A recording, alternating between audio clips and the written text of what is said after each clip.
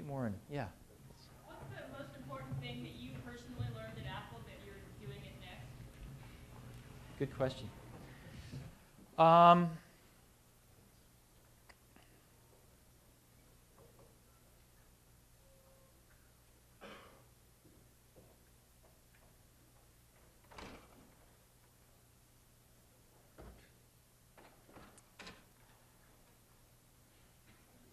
I'm not sure I learned this when I was at Apple, but I learned it based on the data when I was at Apple.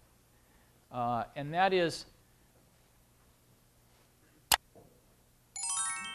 I now take a longer-term view on people. In other words, when I see something not being done right, my first reaction isn't to go fix it. It's to say, we're building a team here, and we're going to do great stuff for the next decade, not just the next year.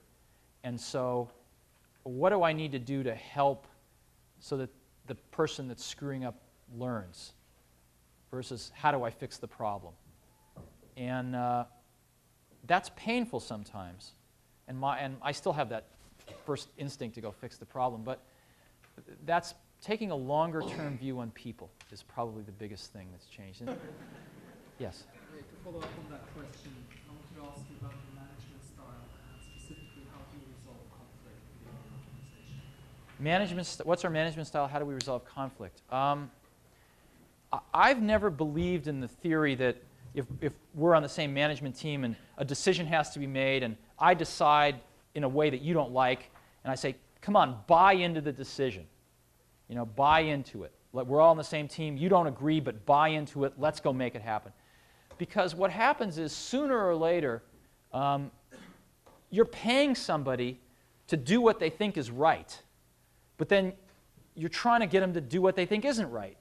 And sooner or later it outs, and you end up having that conflict. So I've always felt that the best way is to get everybody in a room and talk it through until you agree. Now, that's not everybody in the company, but that's everybody that's really involved in that decision that needs to execute it.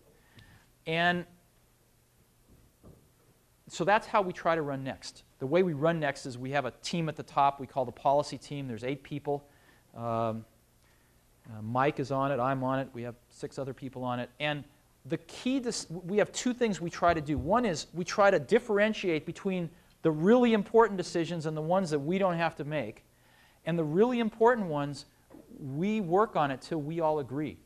Because we're paying people to tell us what to do. In other words, I don't view that we pay people to do things. That's easy, to find people to do things. What's harder is to find people to tell you what should be done, right? That's what we look for. So we pay people a lot of money, and we expect them to tell us what to do. And so when that's your attitude, you shouldn't run off and do things if people don't all feel good about them. And the key to making that work is to realize there's not that many things that any one team really has to decide. And we might have 25 really important things we have to decide on a year. Not a lot.